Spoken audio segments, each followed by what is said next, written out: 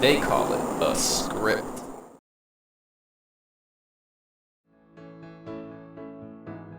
Boston, Massachusetts, a city filled with important sites and monuments relating to our nation's heritage. Yet, perhaps no other structure is as close to the hearts and minds of Bostonians and baseball enthusiasts across the country than the historic home of the Boston Red Sox, Fenway Park.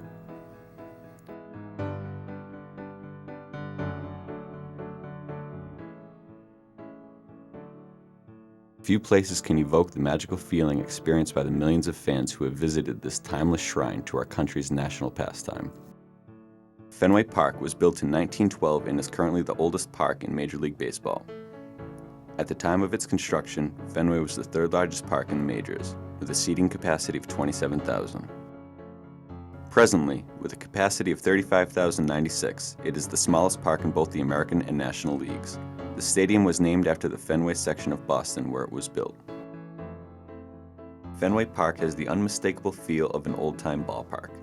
With its many distinguishable features, it is one of the most influential parks in the major leagues.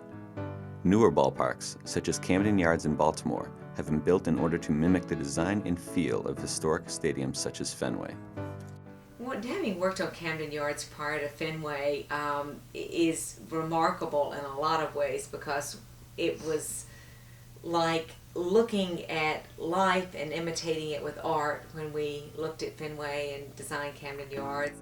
Fenway has been host to a wide range of activities, from Major League Baseball games and NFL football games to rock concerts. In 1914, the Miracle Boston Braves played their World Series games at Fenway Park while their stadium, Braves Field, was under construction. Braves Field was located where Nickerson Field currently stands at Boston University. The Boston Red Sox even played their 1915 and 1916 World Series games at Braves Field in order to accommodate a larger crowd. We had allowed the Braves in 1914 to use Fenway Park, which was much bigger than their old facility over near Northeastern.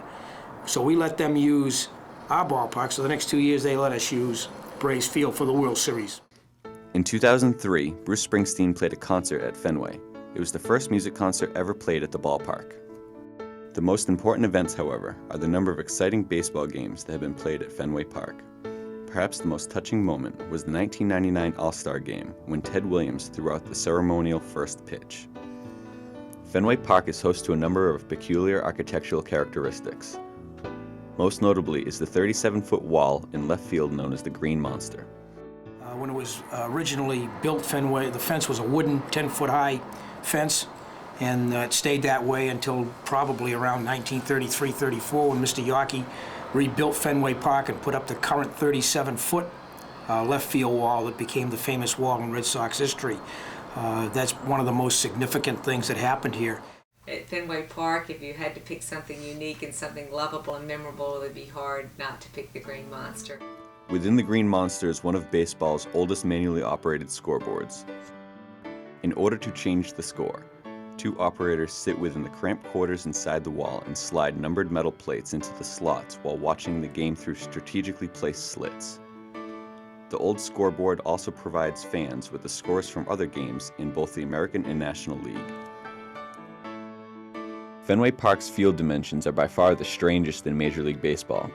A home run down the left field line is a short 310 feet, while a home run down the right field line is a mere 302 feet. This short home run to right is represented by what is known as Pesky's pole.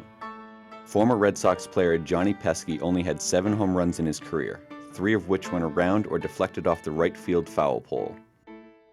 The pole is also covered with the signatures of loyal fans that sit behind it throughout the season. Although Pesky's pole is a short home run, the right field wall immediately juts out to a distant 380 feet at its deepest point. Fenway is also home to one of the trickiest center field configurations among big league ballparks. The construction of new bullpens along the right field wall in 1940 left an oddly shaped triangle in deep center field.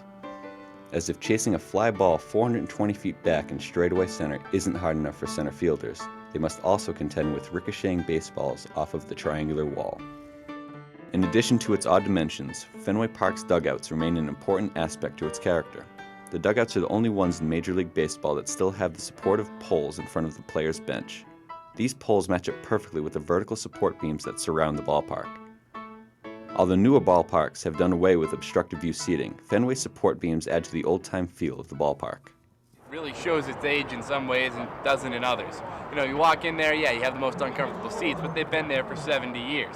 Everything that matters in there has been left untouched from when Babe Ruth played, from when Ted Williams played. It's a link to a time gone by. The first professional game at Fenway was played on April 20th, 1912. Although such a sporting event usually creates quite a news story, at the time it was overshadowed by the sinking of the HMS Titanic, which sank during the night of April 14, 1912. In 1917, Broadway producer Harry Frazee purchased the Red Sox. It was under Frazee's ownership that the Sox would win their last World Series in 1918. Later, in an effort to save money, Frazee sold the legendary Babe Ruth to the New York Yankees in December of 1919. The deal will be remembered as one of the worst in Major League Baseball history. Frazee would finally sell the Red Sox to John Quinn in 1923. Quinn, however, lacked the financial resources to support the team during the 20s. Adding to the team's financial woes was a Great Fire, which engulfed the left field bleacher sections in 1926. There had been the fire that burned down the old wooden bleachers just beyond left field, and they had sat there in disrepair because the ownership at that time didn't have the money and the teams were in last place every year. Eventually, the Red Sox would be sold to millionaire Tom Yaquis. Mr. Yaquis spent countless dollars rebuilding the team in Fenway Park for the 1934 season. Many of Yaquis' renovations are still visible in the park today. Most prominent of them includes the blue wooden grandstand seats. They are the last wooden seats in Major League Baseball. On September 22, 1935, Fenway Park hosted its largest crowd ever recorded in a doubleheader against the New York Yankees. 47,627 fans crowded into Fenway for a record-setting attendance that will never be equaled due to fire codes imposed on the ballpark after the Second World War. Back in the older days, there weren't many fire laws that affected you, and so you'll see in some of the old records several times they had over 45,000 fans here, where they would rope off the outfield. And of course that made the playing dimensions very small. Balls that were hit into the crowd were ground rule doubles. In 1940, Mr. Yaquis added the bullpens along the right field wall. These pens quickly became known as Williamsburg, as they became a favorite home run target for Ted Williams, in addition to being a place where relief pitchers warm up. So after Ted Williams had his great rookie season in 1939, somebody decided, well, if we put bullpens out in right field, that'll even cut down the distance by about 20 feet, and Ted should hit a lot more home runs. Fenway Park is also home to one of the most famous seats in baseball history. In 1946, Ted Williams hit a 502-foot home run into the right field bleachers. The blast knocked the straw hat off the head of Mr. Joseph Boucher. To honor Ted's tremendous shot, the organization placed a single red seat in the spot where the ball landed. The 1947 season marked the first year in which the Red Sox would play night games. 7 light towers were added to the ballpark, and the first night game was played on June 13th of that year. Fenway Park remained virtually unchanged for the next 30 years, until 1976, when the Red Sox added an electronic scoreboard in center field. That same year, the old press box was enclosed and the Green Monster was refurbished. We tore down the left field wall because it was in bad disrepair and had to fix it all up. We took down the tin wall that it was, put up a steel reinforced wall, the same size, the same height and everything. From 1982 to 1983, the Red Sox added private luxury suites to the ballpark's upper deck. And also did away with the bleacher-type seating in the bleachers and made individual chair seats. And a lot of that came from our fans. A lot of fans were after us, let us have season tickets out here because we come all the time, we'd like to have our own seats. So we decided, well, let's make all seats out there. Between 1987 and 1988, the Red Sox constructed a color video board above the bleachers in center field. In 1989, the media level was added to the 5th level of Fenway Park. Prior to its construction, the press box was located where the 406 Club is found today. It was a great location for the press to sit and have close proximity to the field, as opposed to where they are now, much higher. The press box consists of boxes G and H. Box G provides spaces for radio and television broadcasters, while Box H serves as the control room. 1989 also marked the creation of what was originally known as the 600 Club. This luxurious section of the ballpark is equipped with cushioned seats, climate control, and a wonderful view of the ball field. In 2002, after the passing of Ted Williams, the 600 Club was renamed the 406 Club. This was done in honor of Ted's .406 batting average in 1941. No player has had a batting average of over 400 since. Under the current ownership, there have been a series of renovations to Fenway Park. The additions to the park are aimed at creating a more fan-friendly experience. In 2003, the 23-foot screen, added in 1936 to keep balls from breaking glass on Lansdowne Street, was removed from the top of the left field wall. 275 seats were then added above the historic Green Monster. I must confess that adding seats on top of it last season was a path we went with some trepidation about whether or not we were tampering with something that was meant to be left alone. These new monster seats provide fans with one of the best views in baseball, as those sitting down the left field line watch the game from a mere 310 feet away. They're having a great time out there. They love it. People want to buy those seats. They just think it's a terrific thing. I think it's a very unique angle for Fenway. People sitting directly down the line are privileged to be seated next to the historic left field foul pole. Carlton Fisk's game-winning home run in Game 6 of the 1975 World Series hit the left field foul pole in one of the most dramatic home runs in World Series history. Patrons watching the game from the Green Monster are seated in a bar-like fashion with a small countertop in front of them for food and beverages.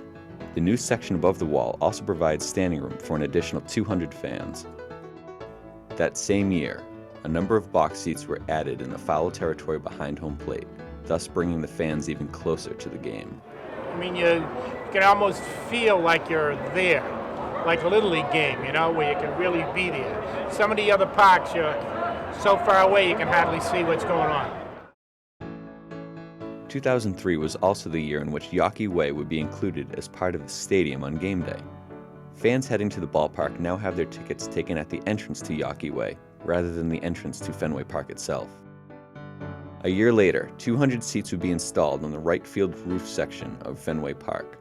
These seats, much like the monster seats, offer fans a unique, never-before-seen view of the ball field. The right field roof is the only portion of Fenway Park that the fans weren't allowed to go because the structure wasn't sturdy enough. And yet in the All-Star game, they proved that this was a beautiful view of the playing field. We've upgraded the steel structures, and you take a look at it yourself, but hope we haven't changed the character, but we have strengthened the steel so that we could put these seats on the roof. And it's just so beautiful and spacious up there with the view of the city overlooking the Prudential Center and the ability to be right on top of the action, because there is no upper deck at Fenway, so when you're on the roof, you're still pretty close. Patrons can enjoy the game while sitting around their very own table. These new right field roof seats are conveniently located above the new concession concourse area, which was added in 2003. In 2004, the Red Sox also annexed the old bowling alley that was attached to the ballpark. And as much as we loved this old bowling alley that was in Fenway Park, it was found space for us. So this past year, with some hesitancy, we did ask the folks who ran the bowling alley to move out as tenants, and we're moving our baseball operations into that space. For almost a century, Fenway Park has served as the home for one of America's most distinguished teams. With its unmistakable characteristics, Fenway has served as the pinnacle for everything an old-time ballpark should be. Its long history has been enriched by some of baseball's most legendary games and many of Boston's most unforgettable events. As time marches on, under a current series of renovations and structural improvements, Fenway Park is sure to be the home of the Red Sox nation for years and years to come.